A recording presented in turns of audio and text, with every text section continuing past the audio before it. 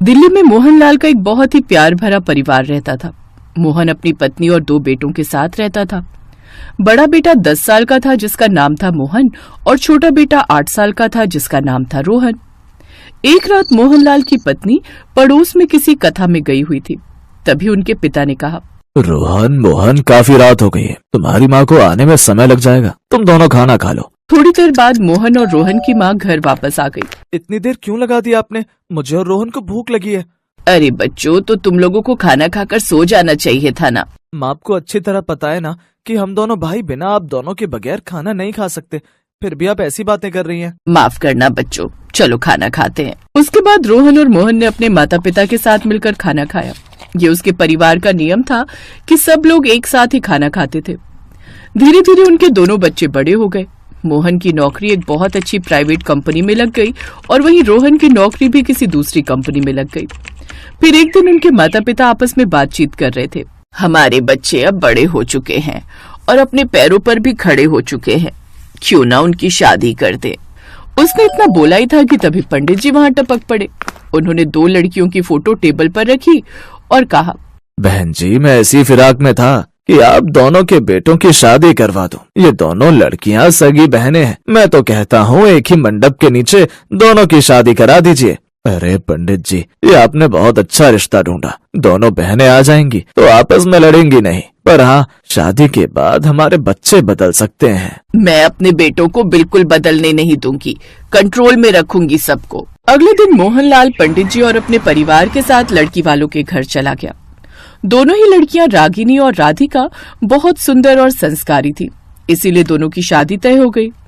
कुछ ही महीनों बाद मोहन की शादी राधिका के साथ और रोहन की शादी रागिनी के साथ हो गई। पहली रसोई पर दोनों बहुओं ने मिलकर खाना बनाया। सासू माँ, ससुर जी, खाना बनकर तैयार हो गया है। आप दोनों गर्मा गर्म खाना खा लीजिए, क्योंकि हमारे पतियों को तो आने में टाइम लग जाएगा। उनका फोन आया था। बहू, पहले तो अब हमेशा दोनों को पर्दे में ही रहना है, अकेले में भी घूंघट डालकर रखना।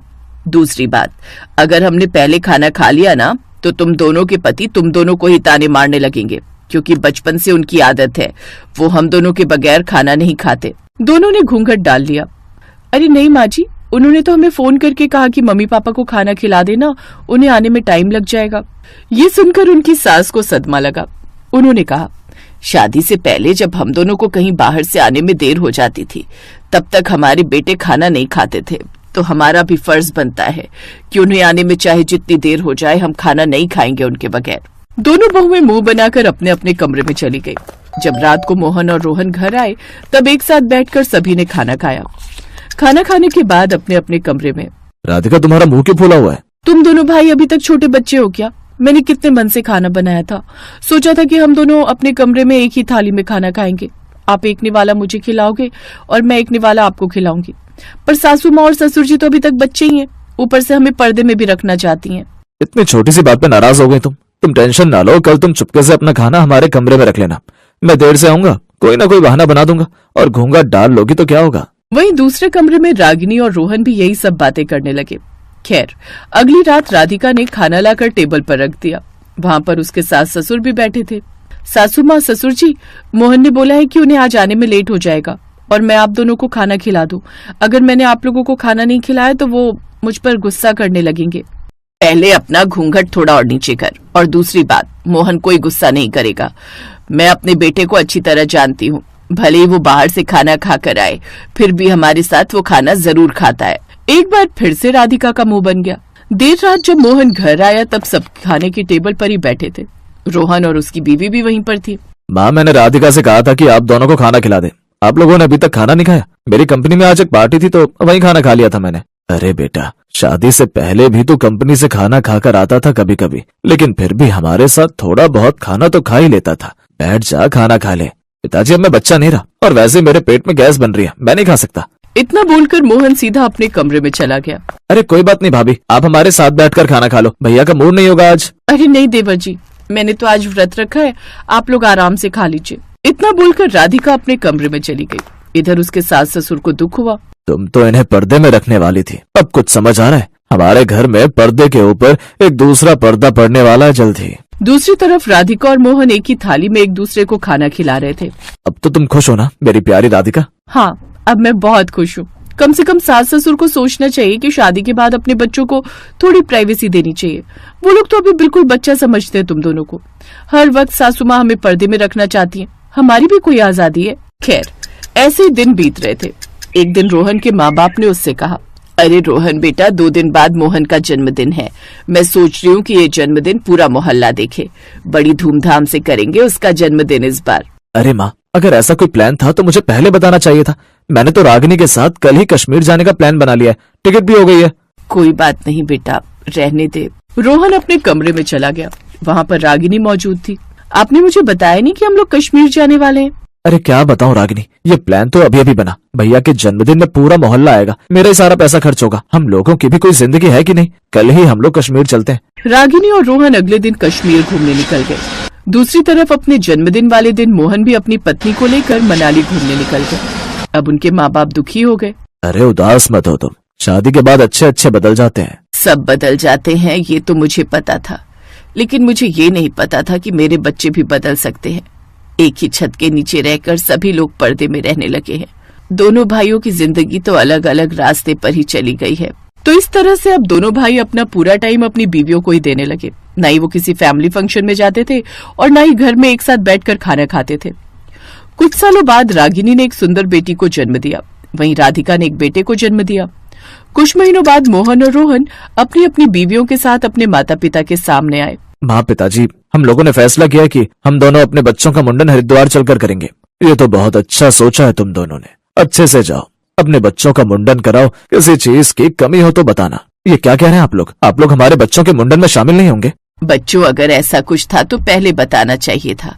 मैं और तुम्हारे पिताजी ने तीर्थ यात्रा पर जाने का प्लान बना लिया है और टिकट भी करा ली है। अपने माँ बाप के मुंह से ये लफ्ज सुनकर पहली बार मोहन और रोहन को झटका लगा। उन्हें अपनी गलती का एहसास हुआ, लेकिन वो कुछ कह नहीं पाए। अगले ही दिन उनके माँ बाप तीर्थ यात्रा के लिए निकल गए। उनके जाने के बाद दोनों भाइयों ने फैसला किया, भैया जब हमारे बच्चों के मुंडन में हमारे माँ बाप ही शामिल नहीं होंगे तो हम हरिद्वार जाकर क्या करेंगे? ऐसा करते हैं, इसी घर में अपने बच्चों का मुंडन कर देते हैं और किसी को बुलाएंगे नहीं। सही कह रहे हो रोहन। तभी वहाँ पर दोनों की बीवियां आ गई। ये सब कुछ हम दोनों की वजह से हुआ है। शादी के बाद हम दोनों ने सिर्फ अपने बारे में ही सोचा, अपनी प्राइवेसी के बारे में सोचा। हमने अपने माँ बाप को कष्ट दिया, इसलिए भगवान ने हमारे साथ ऐसा किया। दीदी बिल्कुल सही कह रही है भैया। जब भी हमारे माँ बाप कोई प्लान बनाते थे तो हम वो प्लान टाल देते थे। अगर हम नहीं सुधरे तो आगे चलकर हमारे बच्चे भी हमारे साथ ऐसा ही करेंगे। चारों लोग आपस में बातें कर ही रहे थे कि तभी वहाँ पर उनके माँ बाप आ गए। चलो, कम से कम तुम चारों को बिना समझाए अपनी गलती का एहसास तो हुआ।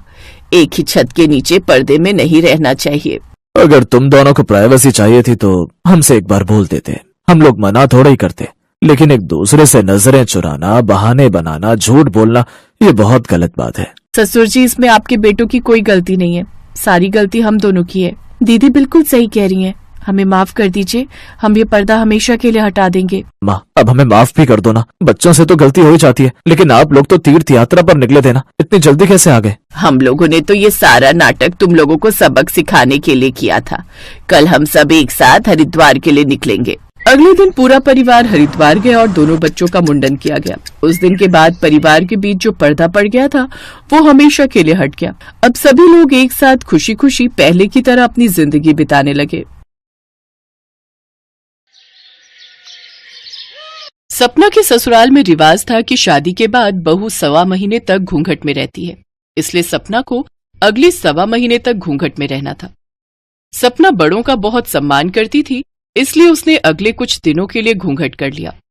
सपना बहू, मुझे ये जानकर बड़ी खुशी हुई कि तुम आजकल की बहू होने के बाद भी हमारे रीति रिवाज को सम्मान दे रही हो। तुमने मेरे कहने पर कुछ दिनों के लिए घूंघट कर ही लिया। जीती रहो बहू, सदा खुश रहो। बस कुछ दिनों की बात है, उसके बाद तुम भी मंजू की तरह बिना घूंघट के रह सकती हो। कोई बात नहीं माँ जी, मुझे तो रीति रिवाज मानना अच्छा लगता है और घूंघट में मुझे कोई परेशानी नहीं हो रही है। चलो, फिर मुझे तसल्ली हो गई, नहीं तो मुझे लगा था तुम ना जाने क्या सोचोगी। अच्छा, आज तुम्हारी पहली रसोई है, सबके लिए कुछ मीठा बना लो।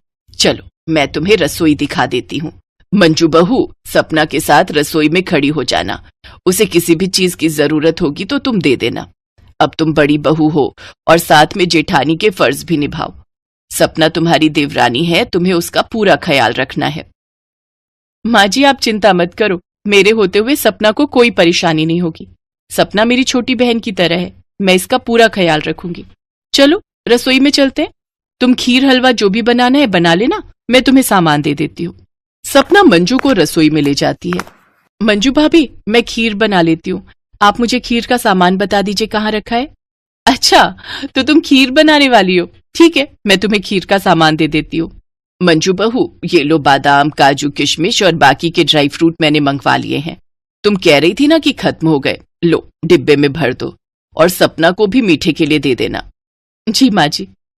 सपना ने घूंघट ढका हुआ था पर उसने खीर बनाने के लिए घूंघट को थोड़ा ऊपर कर लिया। इस बात से मंजू अनजान थी। मंजू उसे खीर का सामान देने लगी पर सपना देखती है मंजू ड्राई फ्रूट के डिब्बे पूरे नहीं भरती, वो थोड़ा थोड़ा ड्राई फ्रूट बचाकर अपने पास रख रही है। सपना को ये सब अटपटा लगा पर उसने सोचा हो सकता है मंजू ने वैसे ही खाने के लिए ड्राई फ्रूट रखे होंगे। वो उस बात को अनदेखा कर देती है और सबके लिए खीर बनाती है। अब कुछ दिनों बाद सपना भी मंजू के साथ रसोई और घर के काम देखने लगी, पर सपना को मंजू की हरकतें कुछ ठीक नहीं लगी। उसे शक था कि मंजू को चोरी करने की आदत है। जानकी अभी पिछले हफ्ते ही तो चीनी के 5 पैकेट आए थे, आज चीनी खत्म भी हो गई। 5 किलो चीनी एक हफ्ते में खत्म। हो सकता है शादी के बाद पिछले 2 महीने से आया गया लगा हुआ था तो लगी जाती है चीनी तो। सपना सारी बातें सुन रही थी। उसे याद आता है कि जब चीनी के पैकेट आए थे तो मंजू ने 3 पैकेट चीनी ही रसोई में रखी थी, 2 पैकेट अपने पास रखे थे। पर मंजू ने सोचा कि सपना ने उसे घूंघट से देखा नहीं होगा, इसलिए वो नजर बचाकर चोरी कर रही थी। जब से सपना आई थी वो अक्सर ही मंजू को चोरी करते हुए देख रही थी। सपना ने सोच लिया था कि वो सच्चाई का पता लगा कर रहेगी, इसलिए उसने एक दिन मंजू का पीछा किया। ये मंजू भाभी इतना बड़ा थैला लेकर कहाँ जा रही हैं? मुझे उनका पीछा करना चाहिए, अक्सर ये ऐसा थैला लेकर बाजार जाती रहती हैं। मंजू एक पंसारी की दुकान पर थैले में से कुछ सामान निकाल रही थी।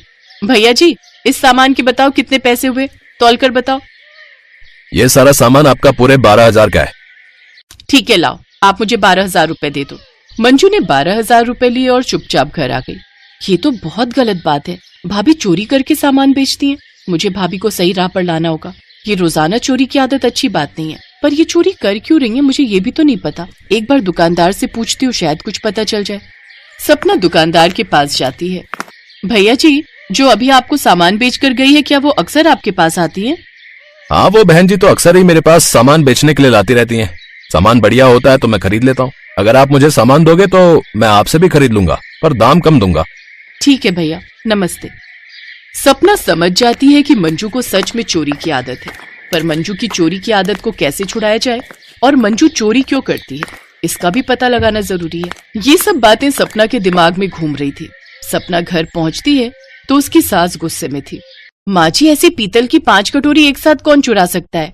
रसोई में सारे बर्तन गिने हुए होते हैं। मुझे तो पुष्पा पर शक है, जरूर उसने सफाई बर्तन करते समय कटोरियों पर हाथ साफ किया है। नहीं मंजू, पुष्पा हमारे घर में तुम्हारी शादी से पहले से काम कर रही है, आज तक ऐसी चोरी कभी नहीं हुई। माँ जी नियत बदलते देर नहीं लगती है तो नौकरानी ही ना। और इतने दिनों से आप कह रही थी कि रसोई का राशन का सामान भी चोरी हो रहा है, तो मुझे तो पुष्पा पर ही शक है। मंजू की झूठी बातें सुनकर सपना गुस्से में आ जाती है और कंट्रोल से बाहर हो जाती है। माफ करना माँ जी, आज मैं अपना घूंघट उठा रही हूँ। मैं रीति रिवाज का सम्मान करती हूँ पर मैं किसी के साथ गलत होते नहीं देख सकती। ये बात मैं घूंघट झुका कर नहीं कर सकती, घूंघट हटा कर सकती हूँ। मंजू भाभी किसी बेकसूर पर चोरी का इल्जाम लगा रही हैं। चोर पुष्पा नहीं बल्कि मंजू भाभी हैं। अभी तक जो भी चोरियां हुई हैं सब मंजू भाभी ने की है। ये क्या बकवास कर रही हो सपना? कल तुम शादी होकर आई हो और आज मुझ पर चोरी का इल्जाम लगा रही हो। पहली बात तो ये कि तुम तो घूंघट में रहती हो, तो तुम्हें कैसे पता कि किसने चोरी की है? और तुम ये दावे से कैसे कह सकती हो कि मैं चोर हूँ? सपना बहू तुम ये क्या कह रही हो? मंजू चोर है? ऐसा नहीं हो सकता। मुझे नहीं पता भाभी ये चोरी क्यों करती है, पर मेरे पास सबूत है। इन्होंने बाजार में घर के सारे सामान बेचे हैं और मुझे यकीन है कि पीतल की कटोरियां भी इन्होंने बेची हैं। सबके सामने सारी सच्चाई आ जाती है। मंजू बहुत शर्मिंदा होती है। बहू तुमने चोरी क्यों की? तुम्हें आखिर चोरी करने की क्या जरूरत थी? हाँ मंजू, मैं तो तुम्हें खर्चे के बराबर पैसे देता हूँ, फिर तुमने ये सब क्यों किया? भाभी सपना अगर न बताती फिर तो आप रोजाना चोरी करती रहती, और आपने हमारी बरसों पुरानी नौकरानी पुष्पा पर भी इल्जाम लगाया। ये सब क्यों भाभी? मंजू की आंखों में आंसू आ जाते हैं और वो सच बता देती है। वो मेरी सभी सहेलियों के पास महंगे महंगे मोबाइल फोन है, मुझे भी एक नया मोबाइल फोन लेना था। और अभी सपना की शादी हुई है, सपना भी महंगा मोबाइल यूज कर रही है। देवर जी ने सपना को शादी में महंगा मोबाइल फोन गिफ्ट किया और मुझे देखो कितना पुराना सस्ता सा मोबाइल फोन कब से इस्तेमाल कर रही हूँ। मैं भी क्या करती, मुझे भी महंगा मोबाइल फोन लेना था, इसीलिए मैंने चोरी की ताकि मैं अपने लिए महंगा मोबाइल फोन खरीद सकूं। मंजू को रोता देख सब उदास हो जाते हैं। भाभी टेंशन मत लो, आपका जन्मदिन आ रहा है ना, हम सब मिलकर आपको महंगा वाला मोबाइल फोन गिफ्ट करेंगे। पर एक शर्त पर, तुम्हारी जो भी चीज खरीदने की इच्छा है हमसे कहो, पर चोरी नहीं करोगी, ये वादा करो। हाँ मैं वादा करती हूँ माँ जी। मंजू अपनी सास और देवरानी के गले लग जाती है। सपना की शादी को 1.25 महीना हो ही चुका था, इसलिए अब उसने घूंघट रखना छोड़ दिया, पर बड़ों का मान सम्मान वो आज भी कर रही थी। तभी तो आज उसकी सूझबूझ के कारण उसने अपनी जेठानी को गलत रास्ते पर जाने से रोक लिया।